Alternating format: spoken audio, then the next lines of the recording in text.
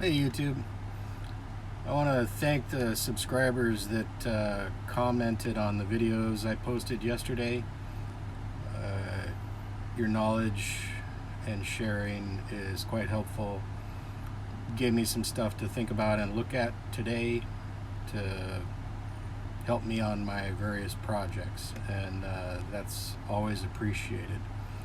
Um, I've been bussing for about 10 years. I've had 2 different GM buses, and that just means I'm still green. There are people out there that I've met at rallies and that subscribe to my channel that have been bussing for 30 or more years. If you've got one of these old coaches, you have to be committed to always wanting to learn. And a lot of the information is hard to come by.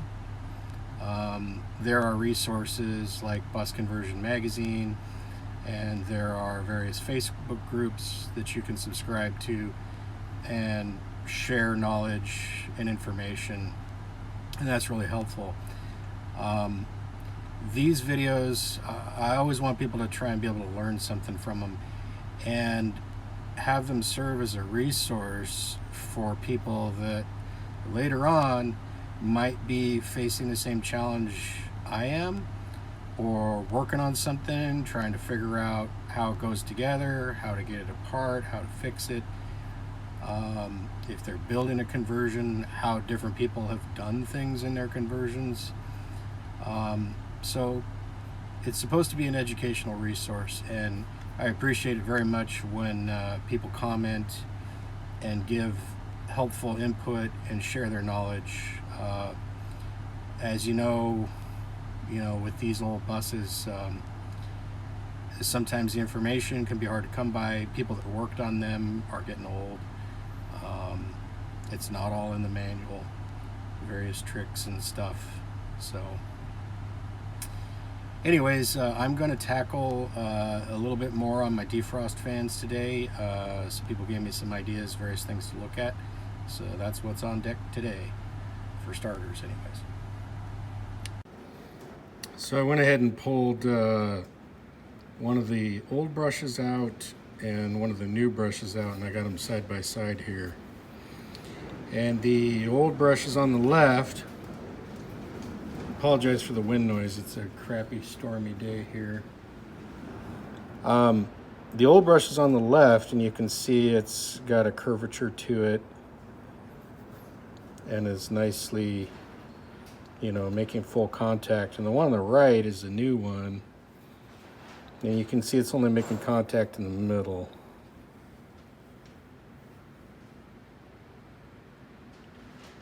So I'm going to try and see if I can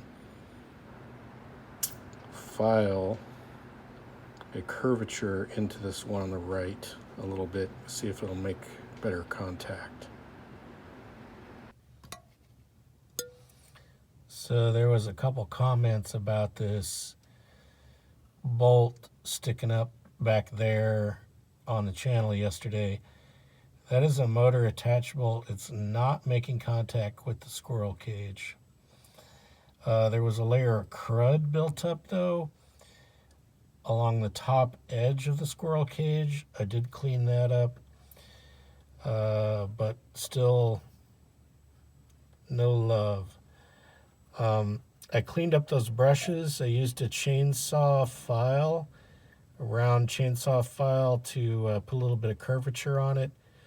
Stuck it back in there, swapped the positions with other brushes that were more well seated from the other motor. Swapped one of them around. Still not working in low. I'm going to go ahead and run it on high for a while and just see if I can get them to seat in.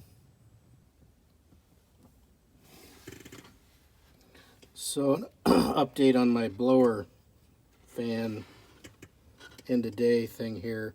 I've been messing with this thing a fair bit today. I've gone ahead and lubricated things as much as I can.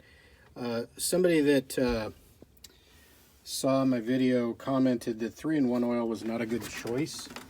So I went to the sewing machine store, fabric store with my wife, and I got some of this stuff. Use that for my electric motor oiling. I blew this thing all out with compressed air, including the squirrel cages, and just tried to clean up as much crud as I could. I took the brushes out of the motor and blew them out. A bunch of graphite came out of there. I squirted more cleaner in there, electrical cleaner. I put some more good lubricant in there, trying to get it down into the bearings. I lubricated from the top of the shaft on these squirrel cages here. There's that shaft. Try and get some light here.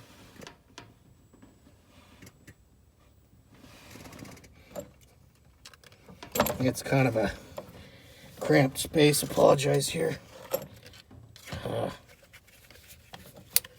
So light in there. So the top of that shaft has got a collar with an Allen wrench on, or an Allen set screw on it, and there's a flat on that shaft.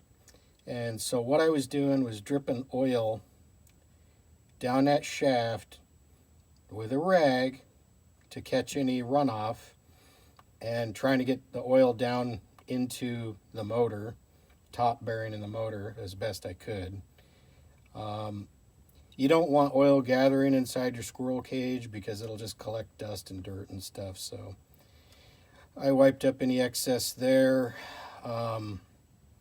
Just tried to lubricate things and clean things up as much as I could. I messed with the brushes some more. And now I think it sounds a little bit better than it did yesterday. Let me go ahead and run them for you here.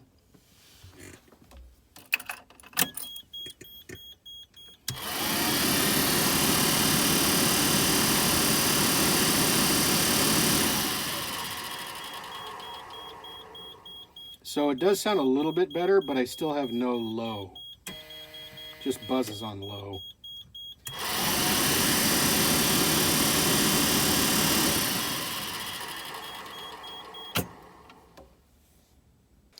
So somebody said I should remove the motors. They're going to be difficult to get out of there. It may come to that, but the driver's side motor is right up against the floor, and there's probably not enough room to drop the motor out, because the shaft on that thing is probably over 1 inch long. So if any of you experienced bus owners have ever removed the defrost motors on a GM bus, feel free to comment and share your experience and knowledge, because I'm not quite sure how I'm going to get them out of there if it comes to that. Well, that's it for tonight. I'm burnt. I'm going to head into the house and relax for a while.